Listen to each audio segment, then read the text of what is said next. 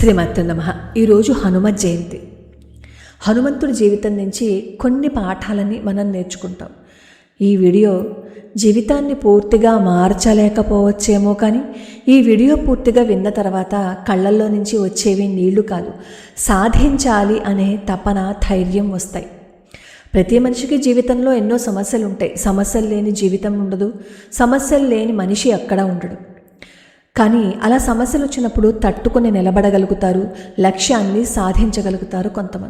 కొంతమంది ఏం సాధించలేకపోయాను, నా వల్ల కాదు, నేను బ్రతకలేను, నేను ఓడిపోయాను అంటూ కృంగిపోయి ఒక మూల కూర్చుని ఏడుస్తారు. ఏడిస్తే జీవితంలో ఏదైనా సాధించగలమా?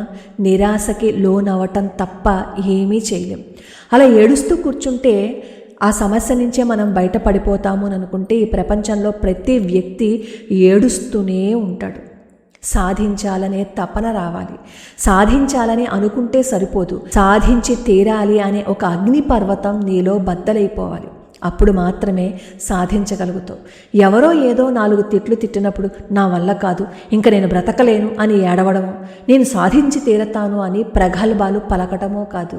ఖచ్చితంగా సాధించాలి అనే లక్ష్యాన్ని పెట్టుకోవాలి. అందరి ముందు నవ్వుతూ లోపల మాత్రం కృంగిపోతూ ఉంటే మనసు నిరాశకి లోనైపోతూ ఉంటుంది. మనం ఏం సాధించలేం. ఈరోజు హనుమంతుడి జీవితం విన్నాక నువ్వు నీ జీవితంలో నేను ఓడిపోతాను అనే మాట ఖచ్చితంగా అనవు. ఎందుకంటే హనుమంతుడి జీవితం అసాధ్యాన్ని జయించిన ఒక మనిషి కథ. మనలో చాలామంది హనుమంతుడిని కేవలం బలానికి ప్రతీకగా మాత్రమే చూస్తారు. కానీ ఆయన జీవితంలో దాగి ఉన్న అసలు గొప్పతనం ఆయన ధైర్యం. సీతమ్మని వెతకటానికి సముద్రం దాటాల్సిన సమయం వచ్చినప్పుడు అక్కడ ఉన్న మహావీరులందరూ భయపడిపోతారు. ఇది అసాధ్యం, ఇంత దూరం ఎవరు వెళ్తారు అని అందరూ చాలా బాధతో తలలు వంచుకొని నిలబడతారు. అప్పుడు అక్కడ హనుమంతుడు కూడా ఉన్నారు. హనుమంతుడు కూడా చాలా అమాయకంగా నేను మాత్రం ఏం చేయగలుగుతాను అనే కూర్చున్నారు. కానీ ఆశ్చర్యం ఏంటంటే ఆయనకి తన శక్తి గుర్తులేదు. ఆయన తన శక్తిని మరిచిపోయారు. అవును, చిన్నప్పుడు దేవతల వరాలు పొందిన హనుమంతుడు తనలో ఎంత బలం ఉందో మర్చిపోయే స్థితికి వచ్చాడు. అప్పుడు జాంబవంతుడు ఆంజనేయ స్వామి వారికి తన శక్తిని గుర్తు చేశారు. ఎంత గొప్పవాడో, చిన్నప్పుడు ఆయన ఏం చేశారో అవన్నీ గుర్తు చేశారు. కొన్నిసార్లు మనం మన గతాన్ని మర్చిపోతాం, మనం సాధించిన విజయాలని మర్చిపోతాం. మనం ఎంత గొప్పగా సాధించామో, మనం ఎంత గొప్ప పేరును సంపాదించుకున్నామో, మన పరంపర ఏంటో, మన జీవితంలో ఉన్న పూర్వీకులు ఏమి సాధించారో అవేమీ గుర్తుండక నేనేం సాధించలేకపోయాను, ఎందుకు పనికిరాని వాళ్ళని అని ఒక మూల కూర్చొని ఏడుస్తూ ఉంటారు.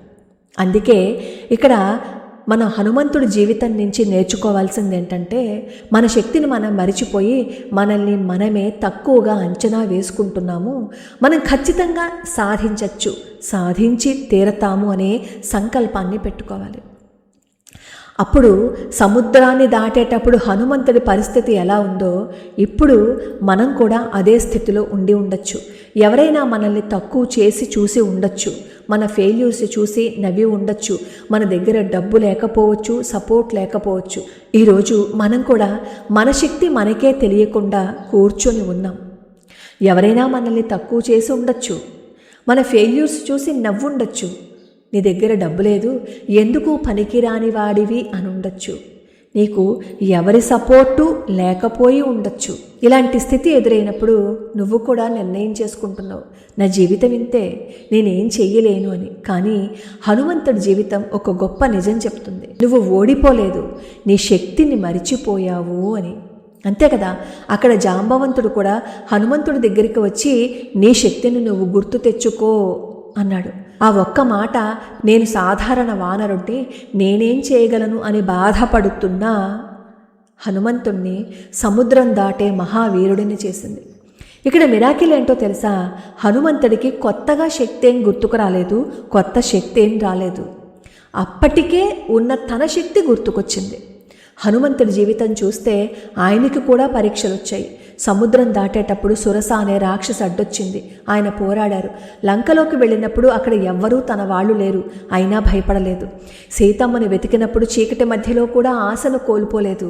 రావణుడి సభలో అవమానించారు, ఆయన తోకకి నిప్పు పెట్టారు. కానీ ఆ అవమానాన్ని కూడా ఆయుధంగా మార్చుకుని లంకనే దహనం చేసేశారు. ఇదే హనుమంతుడు. జీవితంలో కష్టాలు వచ్చినప్పుడు ఏడ్చేవాడు కాదు, ఆ కష్టాలనే తన బలంగా మార్చుకునేవాడే గొప్పవాడు. ఓడిపోయాను అని అనుకుంటున్న నువ్వు విను. నిన్ను ఎంతమంది రిజెక్ట్ చేసినా, ఎన్ని ఫెయిల్యూర్స్ వచ్చినా, నీ వయస్సు ఎంతైనా, నీ పరిస్థితి ఎంత దారుణంగా ఉన్నా ఒక్క విషయం గుర్తుపెట్టుకో. హనుమంతుడు కూడా ఒకరోజు తన శక్తిని మరిచిపోయాడు. కానీ తనని తాను నమ్మిన రోజు నుంచి ప్రపంచం ఆయన్ని ఆపలేకపోయింది. నీ జీవితంలో కూడా ఒక సముద్రం ఉంటుంది, ఒక రావణుడు ఉంటాడు, ఒక చీకటి ఉంటుంది. కానీ నీ లోపల కూడా ఒక హనుమంతుడు ఉన్నాడు. ఆ శక్తిని మేలుకొల్పు. జీవితంలో ఓడిపోవటం తప్పు కాదు, తన మీద నమ్మకాన్ని కోల్పోవటమే అసలు ఓటమి. హనుమంతుడు మనకి నేర్పింది ఒకటే, ధైర్యం ఉన్నవాడిని ప్రపంచంలో ఏ శక్తి ఆపలేదు అని. ఈ రోజు నుంచి నాతో కాదు, నా వల్ల కాదు, నేనేం చేయలేను అనే మాటలు మానే. ఎందుకంటే నీలో ఇంకా మేలుకొనని హనుమంతుడు ఉన్నాడు. ఆయన మేలుకొన్న రోజు నీ జీవితమే మారిపోతుంది. ఇంకెందుకు ఆలస్యం? నీలో హనుమంతుడు ఉన్నాడు అని తెలుసుకున్నాక కూడా ఆలస్యంగా ఉంటావా? లేదు, నీలో ఉన్న ఆ హనుమంతుడిని నిద్ర లేపితే నీకు నీ జీవితంలో సాధించాల్సింది ఏంటో గుర్తుకొస్తుంది. గుర్తుకొచ్చిన మరుక్షణం నువ్వు వెనక అడుగు వేయవు, సాధిస్తావు, సాధించి తీరతావు హనుమంతుడిలాగా.